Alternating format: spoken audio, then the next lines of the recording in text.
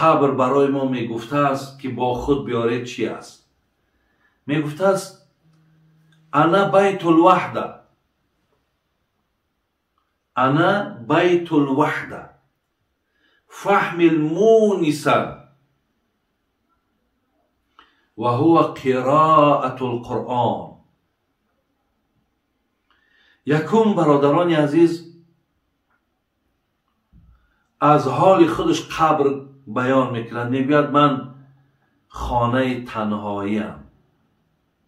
برادران عزیز، یعنی ببینیم که ما هر نفری که از ما میگذرد خودش را تنها میبریم، در خانه قبر میمانیم. حقیقتا همین تنهایی برادرای عزیز و گرامی یک دهشت دارد خودش. ولی حتی در همین بینین مردمی را که زندانی میکنن، همونهایش که گویم خیلی جنایتی وزبین میکنن، اونها را میبرن در ادیناچکا میشنونن، یعنی در یک کامرایی که تنها بشیند. زیرا که تنها نشستن برای آدم بسیار یک مشکل، یک سختی داره. قبرم همیره گفته من خانه تنهایی ام. شما همراه خودتان مقصد یک مونیس بیارین، یک دلبردار کننده بیارین، یا بگیم برای خودتان یک همراه بیارین، یک رفیق بیارین. گفت یگانه خانه تنهایی مرا آدم احساس نمیکند که او با خودش چی میاره؟ او با خودش قرائت قرآن میاره. برادرای عزیز، حقیقتا قرآن معجزه الهی است. ما را به سوی بهبودی و به سوی نیکی زندگی دلالت میکند. خوش به حال آن کسانی که در دنیا قرآن میخوانند. خوش به حال آن کسانی که هر روز کارشون همین است که یا از قسم سحر یا از قسم شب یا از قسم نیم روز اینها تلاوت به قرآن، یعنی به تلاوت قرآن مشغولند. هرگاهی که شما در دنیا قرآن میخوانده این، خانه قبر میگه تو دیگر تنهایی را در داخل من احساس نمیکنی، زیرا در اونجا قرآن همراه تو هست. برادران عزیز و خواهرای مهربان، از خواندن قرآن شما ببینید که دنیا تاندم اگر اجر میگیری، ثواب میگیری، نور میگیری، خیر میگیری، پاداش میگیری، خانه قبرتم از قرآن چقدر با برکت های. بعد از آن گفت انا بیت الظلمه فحمل سراجا و هو صلاة فی اللیل.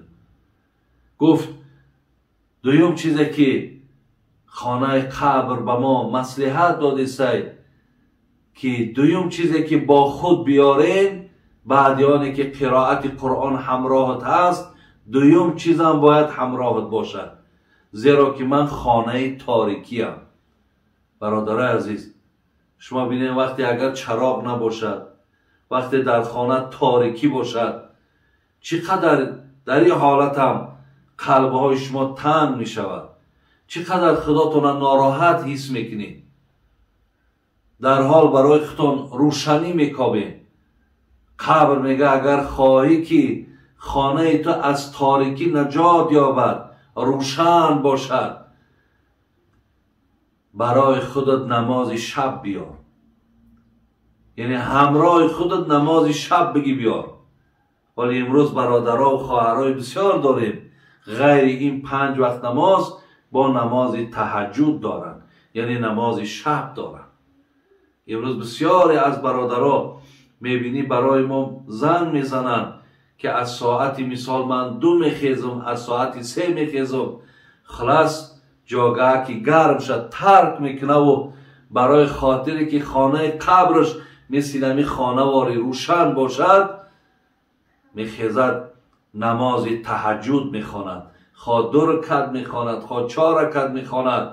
که ما درباره نمازهای تهجد هم در برنامه‌های پیشینمون معلومات داده بودیم. شما از اونجا هم میتونید درباره نماز تهجد معلومات ها را بگیرید.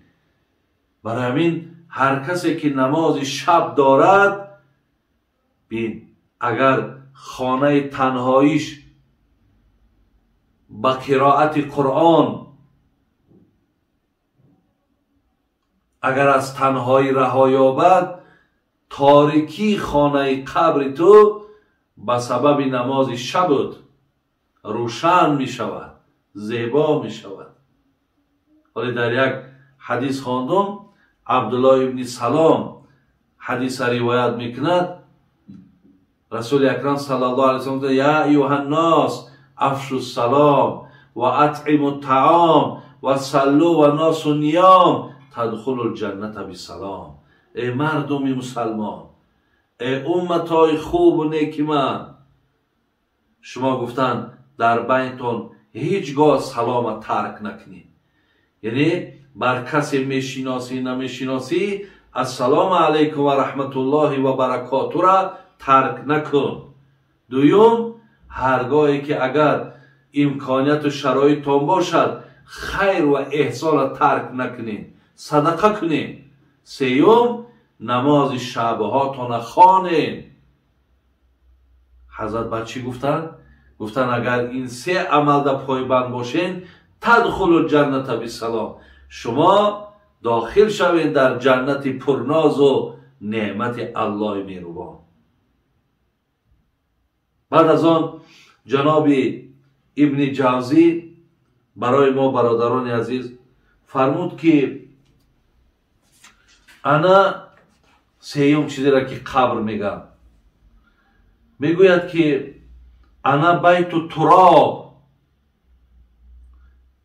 انا بیت التراب فحمل الی فراشا و هو العمل الصالح. سیوم چیزی که خانه قبر ما را میگوید با خودتان بیارین، میگوید من خانه خاکم، یعنی خانه که مثلا در داخل من این رخت های ملایم، قالین های ملایم، کرپچه های ملایم، این دیوان های ملایم در داخل من نیست. اگر شما خواهید که خانه من با قالین ها و با دیوان ها و با کرپچه های مبدل، با کرپچه های ملایم مبدل شود، شما همراه خودتان عمل صالح بیارید. برادران عزیز، با خدای مهربان قسم، امروز وقت داریم، فرصت داریم، پایبند عمل صالح شویم، زیرا که ساعتی می آید که وقتی که دیگر الله مهربان یا درد را در ما و شما میگذارد که با همون درد دنیا را پدرود میگیم، دیگر امکان عبادت و اطاعت و عمل صالح نمی شود، دیگر پشیمان میشیم، برای ما هیچ نفع و فایده ندارد. شما میدانید که وقتی انسان سوره مؤمنون بینین آیت 99 را، الله مهربان میگه وقتی که من انسان جانش میگیرم و او وقتی که میآید و میبیند که اینجا جای عمل صالح هست، اینجا با عمل صالح تو عزت میابی، قدر میابی. چطوری که حضرت عمر گفتن عز الدنیا بالمال و عز الاخره بصالح الاعمال. دنیا دا پولدار مردم 4 تنگه داری، عزت داری. حضرت عمر گفتن لیکن آخرت عکس این است، کسی عمل صالح دارد او عزت دارد، او نفوذ دارد، او احترام دارد. برای همین الله مهربان میگه وقتی جان بنده را میگیرم در سوره مؤمنون، بعد میگه قال رب ارجعونی، بعد میگه الله مهربان یک بار دیگه همین جان ما با پس نمیگردانی و مرا بر دنیایی که زندگی میکردم به همون دنیا بفرستی. برادر عزیز، حالا اگر بینیم برای چی بنده ای آرزو را میکنه، برای چی بنده از الله خواهش میکنه که یک بارک مرا نمیگردانی دنیا برم، میگه اینجا مقصدش برای دیدار پدر و مادرش نیست، یا برای مالهای جمع کردش نیست، یا برای فرزنداش نیست. اینجا میگه آرزو و تمنیات این به خاطر چی است؟ دوام آیت گوش کنید. قال رب ارجعونی لعل اعمل صالحا فیما ترکتو. تا پروردگارا من وقتهای داشتم، امکانیت‌ها داشتم، لیکن بیهوده گذرانیدم، بی‌پروایی کردم، هیچ اهمیت ندادم. خدای مهربان پس میگردم و همون وقتهایی را که من بیهوده گذرانیدم، به اهمیتی کردم، همونها را جبران میکنم. یعنی میرم در هر لحظه یافتگیم پایبند عملی صالح میشم. لیکن الله مهربان چیش میگه؟ کلا انها کلیمتون هو قائلها و من ورائهم برزخ الی یوم یبعثون. الله مهربان میگه هرگیز من میدانستم، من این سخن پیشترم روان کردم که تو از من زاره میکنی، تولا میکنی. برای این طرح من گوشزد کردم که جان تا وقت میگیرم حرکت کن که این حسرت با خودت نیار. من پیشتر شما را گفته بودم امروز دیگر بین تو و بین دنیا پرده گذاشتم که دیگر شما به طرف دنیا بازگشت دیگر نداری. یعنی چیزی کردی الک الحال حاصل شو میگیری. برادران عزیز و گرامی، ما حدیث داریم ان الله لا ينظر الى اموالکم ولا الى صورکم ولكن ينظر الى قلوبکم و اعمالکم. الله در مال نظر نمیکنه، در صورت نظر نمیکنه، در نسب نظر نمیکنه، لیکن نظر میکنه در دل و نظر میکنه در عمل. کنی ما چه عمل داریم؟ یعنی عمل ما پیش الله مهربان اعتبار است. حدیث داریم یتبع المیت ثلاثتون، سه چیز از پس مرده می رود: اهله و ماله و عمله. بین اولادهاش می روند، مالهاش هم می برند اونجا در حق مردم و گورکن و کفن و دیگر هم می تیند. سیوم عملش هم از قفاش می رود. فیرجع اثنان و یبقا واحد. دو تای اینها میگه پس میگردن، یک تاش همراهی همان مرده باقی میماند. یرجع اهله و ماله و یبقا عمله.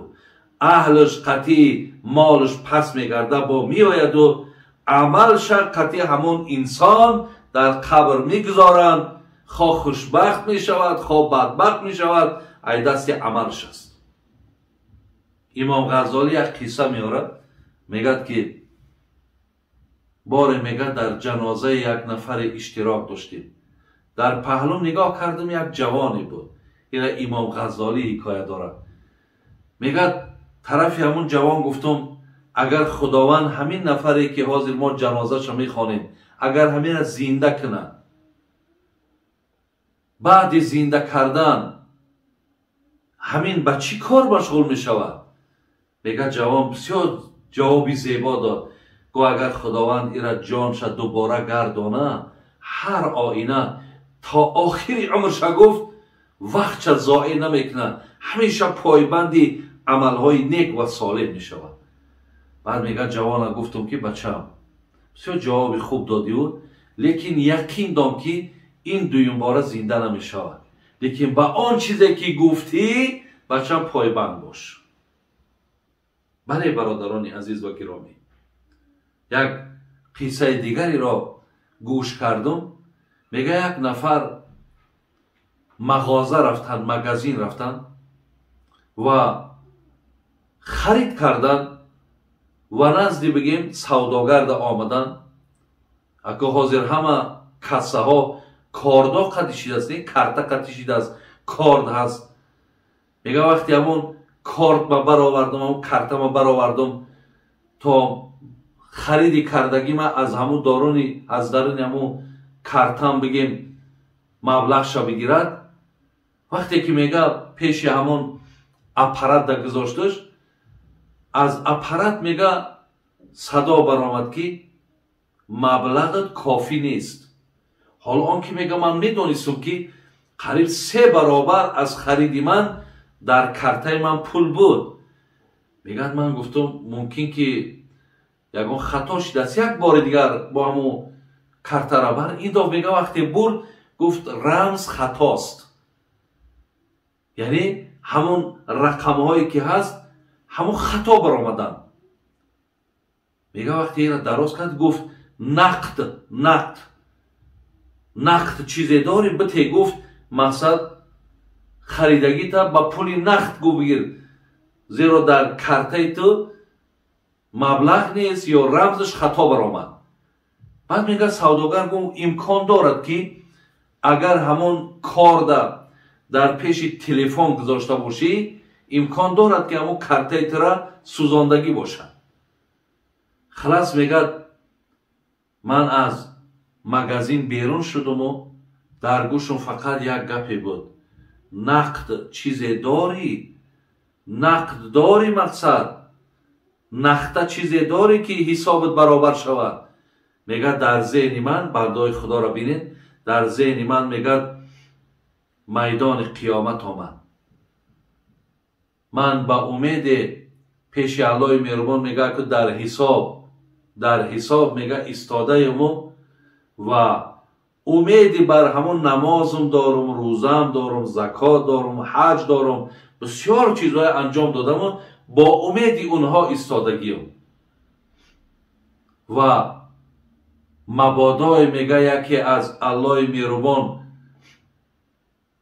فریاد شود، خطاب شود که حقیقتا تو اعمالهای زیاد کردی، لیکن اینها را تو در پهلوی حسد، در پهلوی بخل، در پهلوی غیبت، در پهلوی حقارت، در پهلوی مقصد دیگر اعمال زیشتت گذاشتی، اینها را همش خرد نابود کرد، سوختن. یگان نقد، یگان اعمال دیگر داری؟ در ذهن میگه این آمد. برادران عزیز، برای این برادران عزیز و گرامی ما باید که همیشه پایبند اعمال باشیم و هیچگاه ننازیم که من اعمال زیاد دارم. امکان دارد که با یک کردار زیشتمان اعمال هامون هم همش سوزد، نابود شود. خلاص قبر سیم فریادش چی بود؟ این بود که من خانه خاک هستم، با خودت مقصد خانه را بیا آرا و تارت از قالین و از کرپچه و این چی بود؟ این عمل صالح بود. چهارم میگه قبر میگفت است که انا بیت الافاعی والعقارب فهمل التریاق و هو صدق. من خانه مارها هستم، من خانه کژدم هستم، برای خودت مقصد زهر در مقابل اینها بیار که او صدقه است. برادران عزیز، هر کسی که در دنیا نام سخیگی دارد، هر کسی که در دنیا دست دهنده دارد، این نفر برادران عزیز و گرامی خانه قبرش از اذیت این مارها و از اذیت این خزنده هایی که بسیار بر بالای بنده مسلط می شود، همه اونها را از خود دور میکند. زمان در دنیا این آدم برادر عزیز سخی باشد. سیوم پنجم بعد خانه قبر گفت انا بیت سؤال منکر و نکیر فاکثر علی ظهری لا اله الا الله محمد رسول الله. گفت من مقصد خانه چی هستم؟ گفت من گفتن سؤال منکر نکیرم، یعنی اینجا منکر و نکیر می آید و تو را می پرسد. در پشت من کلمه لا اله الا الله محمد رسول الله را زیاد بگو، انشاءالله گفت از این شب تو خلاص می آبی. برادران عزیز و گرامی، ما همراه خود 5 چیز باید می بردیم، از ذهنهاتون دور نکنید. یکم قرائت قرآن بود، دوم نماز شب بود، سوم عمل صالح بود. ببینید چهارم صدقه بود، پنجم لا اله الا الله محمد رسول الله. این 5 چیز را برادرها در خداتان جمع کنید، همراه خودتان نگه دارین تا اگر دنیاتان هم خیر و نیکی یابین، خانه قبرتان هم دیگر به تشویش می شود. الله مهربان توفیق منتید که از عهده این سخنی عزیز خدا برآمده توانیم و الله را دعا کنیم که خدای مهربان هم دنیامونه هم آخرتمونه آباد گردانه و الله مهربان همیشه همه ما و شما را در پناه رحمت و عصمتش نگهبان باشد. اهدنا الصراط المستقیم صراط الذین انعمت علیهم غیر المغضوب علیهم ولا الضالین آمین یا رب العالمین.